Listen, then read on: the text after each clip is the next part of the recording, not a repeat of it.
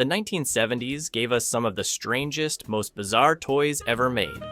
Some were wildly creative, others were just plain weird, and a few were even borderline dangerous.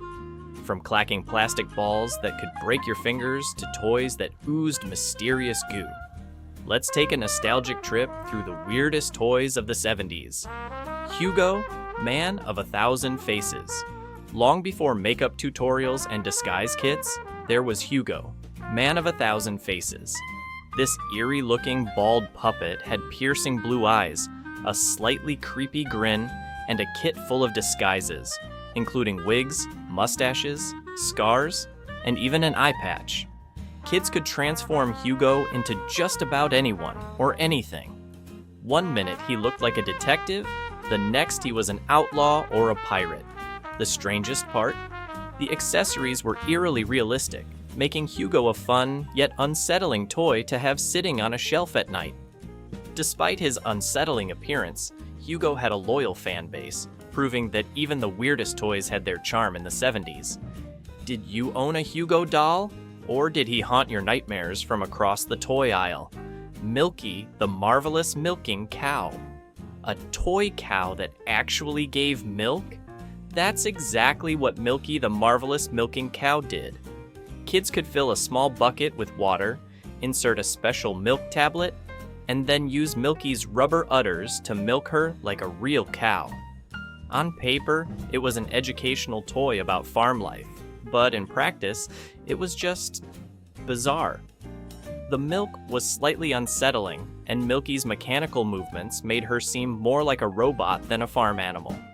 Still, for a brief moment in the 70s, she was a must-have for kids who loved interactive toys. Did you ever milk Milky? Or did you find the whole concept too weird to handle? Stretch Armstrong. Few toys defined the 70s like Stretch Armstrong, the ultra-flexible, gel-filled action figure that could be pulled, twisted, and stretched to ridiculous lengths. He always returned to his original shape, unless, of course, you went too far and punctured him, revealing the mysterious goo inside. Stretch Armstrong was oddly satisfying to play with, but he also had an air of mystery. What was that jelly-like substance inside, and why did it smell so weird? Despite these questions, Stretch became a legend, spawning multiple variations over the years. Did you ever try to see how far you could stretch Armstrong before disaster struck? Clackers. If you were a kid in the 70s, you probably remember the loud click-clack sound of clackers echoing across playgrounds. These two heavy acrylic balls were attached to a string, and the goal was to swing them up and down until they smacked together, creating a rhythmic clacking sound. Seems harmless, right? Not exactly. If you played too aggressively, which, let's be honest, everyone did, the balls could shatter into sharp, flying plastic shards, turning an innocent toy into a mini explosion. It wasn't long before clackers were pulled from shelves due to safety concerns, but that didn't stop kids from continuing to play with them. Did you ever own a pair of clackers? Or maybe you remember someone getting smacked in the face trying to master them? Slime with worms and eyeballs. Before fidget toys and stress balls, kids in the 70s had slime.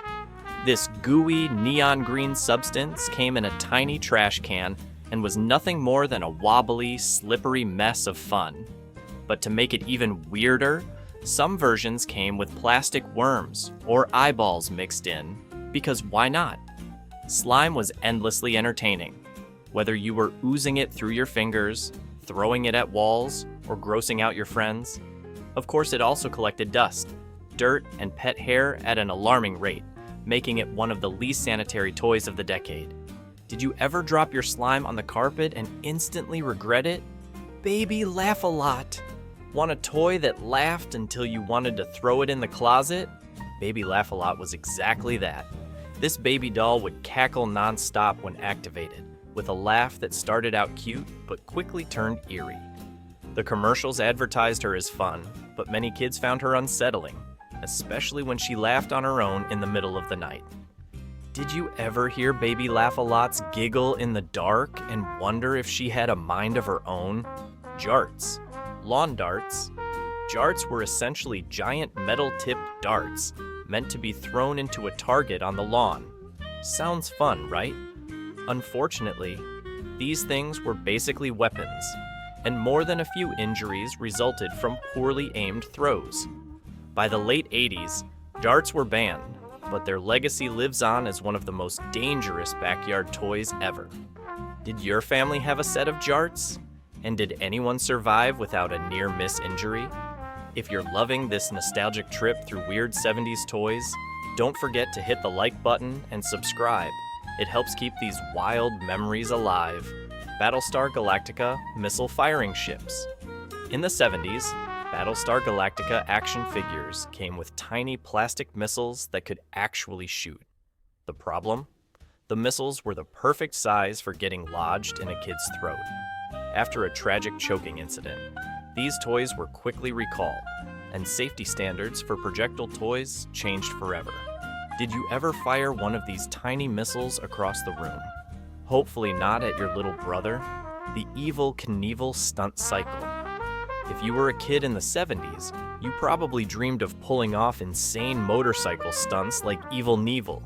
The Evil Knievel stunt cycle let you do just that. Well, kind of. You'd wind up the toy motorcycle using a hand crank launcher, release it, and watch it zoom across the floor, sometimes crashing spectacularly, just like the real Evil Knievel. The problem?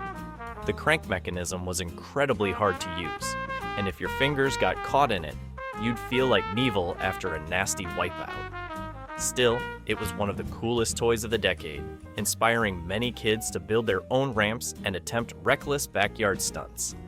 Did you ever launch your Evil Knievel toy off the stairs, hoping for an epic midair trick? Shrunken Head Apple Sculpture Kit. Nothing says fun for kids like a toy that teaches you how to make shrunken heads. The Shrunken Head Apple Sculpture Kit allowed kids to carve apple heads, dry them out, and turn them into creepy, wrinkled faces. It was supposed to be educational, based on the practice of shrunken heads from South American tribes. But in reality, it was just weird. Imagine walking into a kid's room and seeing a bunch of dried apple heads staring at you. While it wasn't dangerous, it was definitely one of the strangest craft kits ever sold. Did you ever make a shrunken apple head? And more importantly, did you keep it for way too long? Weebles' haunted house. Weebles might wobble, but they don't fall down. But what about when they haunt you? The Weebles' haunted house was one of the creepiest playsets ever made. It came with a glow-in-the-dark ghost Weeble, a trapdoor that dropped characters into the basement, and a glow-in-the-dark shrunken head chandelier. The whole thing looked like something straight out of a horror movie. Even though it was meant for kids, the eerie design made it feel more like something from a haunted carnival. Did you have this set? Or did you know someone who refused to play with it at night? Baby Alive, original version. The Baby Alive doll was one of the first toys designed to eat food and then, process it. You'd mix up a special packet of powdered food, feed it to Baby Alive, and then it would come out the other end. While it was meant to be realistic, things could go horribly wrong. If you didn't clean the doll properly, leftover food would rot inside, and you'd have a baby doll that smelled like spoiled formula. Despite this, Baby Alive was hugely popular and paved the way for future interactive dolls. Did you ever own a Baby Alive? And did it ever start smelling off? Kenner's Give a Show projector. Before YouTube, kids in the 70s had the Give a Show projector, a tiny handheld slide projector that let you watch very low-budget versions of your favorite cartoons.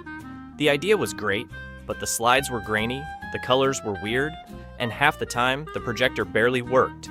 Instead of an exciting cartoon, you got a dimly lit silent slideshow that kind of looked like Bugs Bunny. Still, if you had one, you probably spent hours clicking through the slides, pretending you were putting on a movie night. Did you ever try to impress your friends with a home movie using this? Strange Change Machine. This was one of the weirdest science toys of the 70s.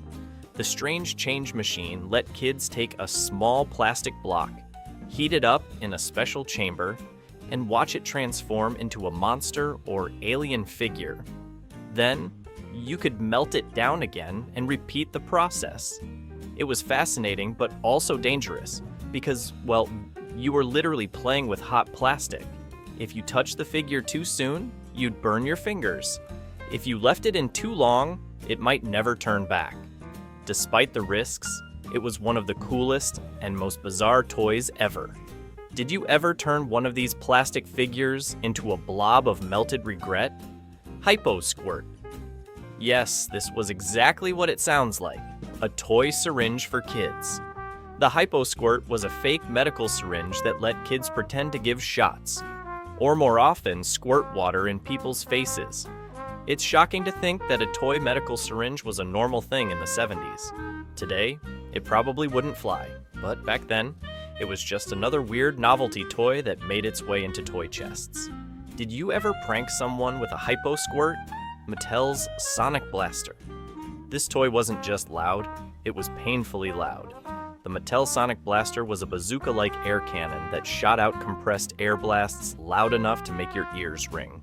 It was so powerful that it actually got pulled from stores after parents started complaining about hearing damage.